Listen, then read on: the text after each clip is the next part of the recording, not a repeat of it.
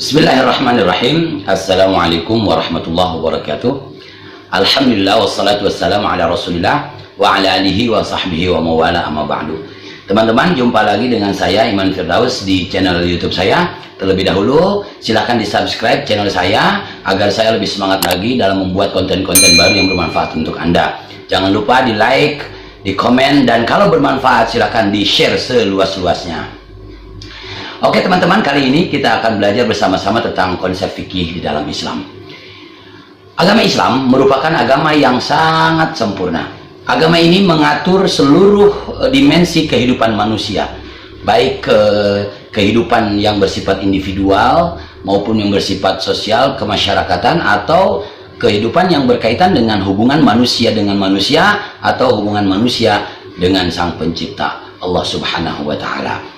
Sebagai agama yang menjadi pedoman bagi kehidupan seluruh umat manusia, Islam ajaran-ajarannya bersumber dari wahyu Allah Subhanahu wa Ta'ala, yaitu Al-Quran, dan juga dari sunnah Rasulullah Sallallahu Alaihi Wasallam. Nah, kedua hal tadi, Al-Quran dan sunnah ini merupakan sumber utama ajaran-ajaran Islam.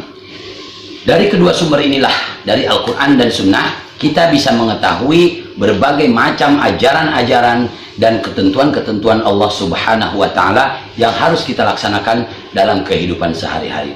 Bagaimana cara kita mendapatkannya? Nah, di sini jika kita tidak memiliki kapasitas dan kemampuan untuk melakukan ijtihad atau melakukan istimbat hukum atau menggali hukum dari Al-Quran dan Sunnah, kita tentu membutuhkan bantuan para fuqaha, para ulama yang memiliki kapasitas dan kemampuan untuk melakukan ijtihad atau melakukan istimbat, yaitu penggalian hukum dari Al-Quran dan Sunnah tadi.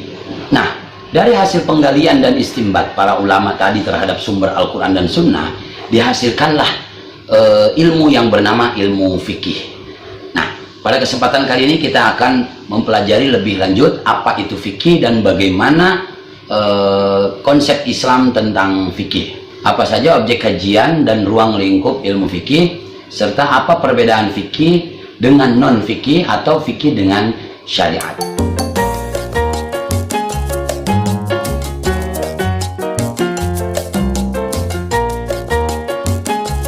Kata fikih berasal dari bahasa Arab, yaitu derivasi atau tasrif dari kata faqiha yafqahu fiqhan, yang artinya fahima yafhamu fahman, memahami.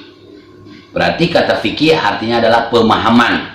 Tidak sembarang pemahaman, namun adalah pemahaman yang mendalam. Karena fikih ini merupakan pemahaman yang mendalam, maka untuk menghasilkannya dibutuhkan pengerahan segenap potensi dan kemampuan yang dimiliki oleh seorang mujtahid dalam menggali hukum-hukum dari sumbernya, yaitu Al-Quran dan Sunnah. Pada mulanya fikih ini bukanlah sebuah ilmu pengetahuan, namun sebatas hasil pemahaman para ulama terhadap dalil, terhadap Al-Quran ataupun Sunnah. Namun seiring dengan perkembangan zaman, fikih ini kemudian menjadi satu disiplin ilmu, sehingga muncullah apa yang disebut dengan ilmu fikih. Nah, dalam mendefinisikan ilmu fikih ini, para ulama berbeda-beda. Kita lihat misalnya Imam Abu Hanifah. Beliau mendefinisikan ilmu fikih dengan ilmu pengetahuan manusia tentang hak dan kewajibannya. Kalau kita lihat definisi Abu Hanifah ini, ilmu fikih ini sepertinya masih bersifat umum, mencakup seluruh aspek kehidupan manusia, meliputi bidang akidah, ibadah, muamalah, hukum maupun akhlak. Berikutnya, ilmu fikih menjadi lebih spesifik, yaitu hanya berbicara tentang hukum-hukum yang berkaitan dengan ibadah maupun dengan muamalah. Kita lihat misalnya Imam Al-Amidi dari ulama mazhab Syafi'i. Beliau mendefinisikan ilmu fikih ini dengan al-ilmu bil ahkami syar'iyyati al-amaliyati al-muktasabati min adillatiha at-tafsiliyah, yang artinya ilmu fikih adalah ilmu yang membahas tentang hukum-hukum syar'i yang bersifat amaliyah atau praktis, ya, yang diambil dari dalil-dalilnya yang terperinci, dari dalil Al-Quran dan Sunnah. Kalau tadi Al-Amidi mendefinisikan fikih sebagai ilmu, ada lagi ulama lain yang mendefinisikan fikih sebagai sekumpulan hukum-hukum saja. Ada ulama mengatakan fikih adalah majmu'atul ahkam asy-syar'iyyah al-amaliyah al-muktasabah min adillatiha at-tafsiliyah. Sekumpulan hukum-hukum syar'i yang bersifat amaliyah, praktis, yang diambil dari dalil-dalilnya yang terperinci. Dari definisi fikih tadi dapat disimpulkan bahwa sebetulnya ruang lingkup pembahasan fikih terdiri dari 4 bagian. Yang pertama adalah ibadah, yang kedua adalah muamalah, yang ketiga adalah jinayah, dan yang keempat adalah hudud. Ini secara garis besar. Nanti dari bagian tadi kemudian diperinci lagi menjadi subbagian-subbagian. Seperti misalnya dalam masalah ibadah, itu kan ada kita membahas tentang toharoh, tata cara bersuci, ada tentang tata cara sholat, tata cara melaksanakan puasa Ramadan, tata cara menunaikan zakat, serta melaksanakan ibadah haji dan ibadah-ibadah lainnya. Kemudian dalam bagian muamalat akan dibahas tentang bagaimana hubungan manusia dengan sang pencipta, bagaimana hubungan manusia dengan sesama manusia lain, ada manusia dengan keluarganya, seperti pada bagian al-ahwal asy-syakhsiyah, ya, al-ahwal syakhsiyah, termasuk di dalamnya adalah tentang wasiat, tentang warisan, tentang pernikahan dan sebagainya. Ada juga tentang akad-akad seperti akad jual beli, akad hibah, akad pinjam meminjam, akad sewa menyewa, upah mengupah, akad gadai menggadai, dan lain sebagainya. Ini termasuk bagian dari muamalat. Kemudian ada tentang jinayat. Jinayat ini adalah hukum pidana Islam. Hukum pidana Islam. Di dalam bab jinayat ini dibahas tentang hukum pembunuhan, ya, dan hukum penganiayaan. Kemudian yang terakhir adalah bab hudud. Hudud ini adalah kejahatan-kejahatan yang hukumannya sudah ditetapkan oleh Allah Subhanahu wa Ta'ala dalam Al-Quran atau oleh Rasulullah SAW dalam sunnah atau hadisnya. Seperti misalnya hadduz zina, hudud untuk hukuman untuk pelaku zina, atau hadduz sariqah, hukuman untuk pelaku pencurian, dan lain sebagainya. Inilah ruang lingkup pembahasan fikih secara global. Lalu apa tujuan mempelajari ilmu fikih? Nah, dari definisi tadi kita sudah bisa melihat, ya, bahwa fikih itu adalah ilmu pengetahuan tentang hukum-hukum syar'i yang bersifat amali yang diambil dari dalil yang terperinci. Tentu dari definisi ini kita bisa melihat bahwa tujuan ilmu fikih ini sebetulnya adalah untuk mengetahui perbuatan-perbuatan mana yang dilarang Allah dan mana yang diperintahkan Allah, mana yang diharamkan dan mana yang diwajibkan, mana yang halal atau mubah, mana yang makruh. Juga untuk mengetahui mana perbuatan yang sah atau mana perbuatan yang batil atau fasid. Nah, ini tujuan mempelajari ilmu fikih. Tujuan yang kedua mempelajari ilmu fikih adalah untuk mengetahui aturan-aturan yang penting yang berkaitan dengan masalah-masalah, misalnya pernikahan, tentang masalah talak, masalah rujuk, masalah pentingnya memelihara jiwa, pentingnya memelihara harta, pentingnya memelihara akal, pentingnya memelihara agama, dan pentingnya memelihara kehormatan, serta aturan-aturan yang berkenaan dengan hak dan kewajiban lainnya. Itu tujuan mempelajari ilmu fikih. Sedangkan manfaat mempelajari ilmu fikih diantaranya adalah yang pertama, untuk meningkatkan pengertian dan pengetahuan kita tentang hukum-hukum Islam, terutama yang berkaitan dengan masalah-masalah objek kajian fikih tadi, masalah ibadah, masalah muamalah, masalah jinayah, masalah hudud. Juga yang berkaitan dengan hubungan Allah, hubungan manusia dengan Allah, hubungan manusia dengan para nabi, hubungan manusia dengan manusia lain, dan hubungan manusia dengan makhluk Allah yang lainnya. Itu manfaat yang pertama. Sedangkan manfaat yang kedua, dengan mempelajari ilmu fikih, kita semakin meningkatkan keyakinan kita bahwa agama Islam ini betul-betul sempurna. Kesempurnaan Islam ini tergambar bagaimana Islam mengatur seluruh dimensi kehidupan manusia dari aspek yang terkecil sampai aspek yang terbesar, semuanya diatur sedemikian rupa oleh aturan-aturan dan ketentuan-ketentuan yang langsung bersumber dari Allah Subhanahu wa Ta'ala, sehingga manusia-manusia muslim yang menjalankan ketentuan fikih ini menjadi manusia-manusia yang taat dan patuh kepada Allah Subhanahu wa Ta'ala, yang dengannya kemudian ketentraman dan kenyamanan hidup bersama seluruh makhluk Allah di muka bumi ini menjadi terwujudkan. Lalu apa saja sumber-sumber fikih Islam itu? Ada banyak sumber fikih Islam. Ada sumber yang disepakati oleh para ulama atau disebut masadir muttafaq 'alaiha. Ada juga sumber yang tidak disepakati oleh para ulama. Apa saja sumber yang disepakati oleh para ulama? Sumber yang disepakati oleh para ulama ada 4. Yang pertama adalah Al-Quran, yang kedua adalah Sunnah, yang ketiga adalah Ijma, dan yang keempat adalah Qiyas. Untuk pembahasan tentang keempat perkara ini nanti akan kita buatkan konten yang lainnya. Kemudian ada banyak sekali sumber-sumber yang tidak disepakati oleh para ulama. Maknanya ada ulama yang menggunakan sumber itu sebagai sumber dalilnya, ada juga yang tidak. Misalnya kita ambil contoh sumber hukum yang tidak disepakati oleh para ulama.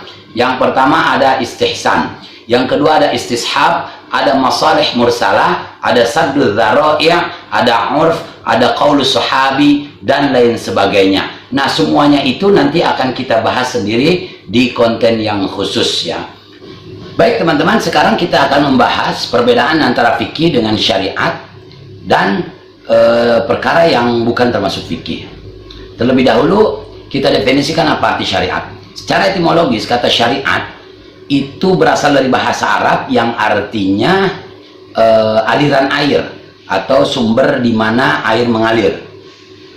Pada perkembangannya, kata ini kemudian lebih sering digunakan untuk menyebut jalan yang lurus atau at-thariqah al-mustaqimah, yang berarti agama yang benar. Sehingga sekarang kita sering mendengar kata syariat itu identik dengan agama. Oleh sebab itu, Imam Asy-Syatibi mendefinisikan kata syariat ini sebagai agama.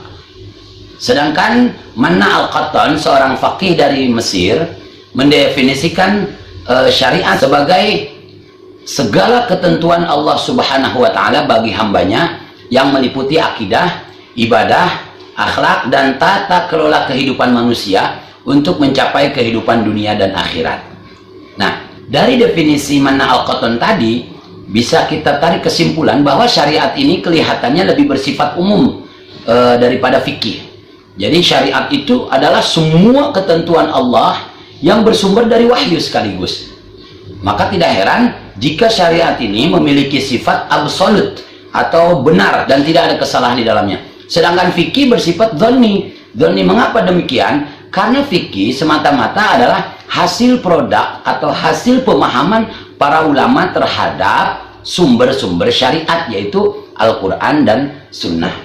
Sekali lagi saya tegaskan bahwa syariat adalah sebetulnya wahyu ya, yang otentik, yang terbebas dari kesalahan, yang darinya dihasilkan fikih.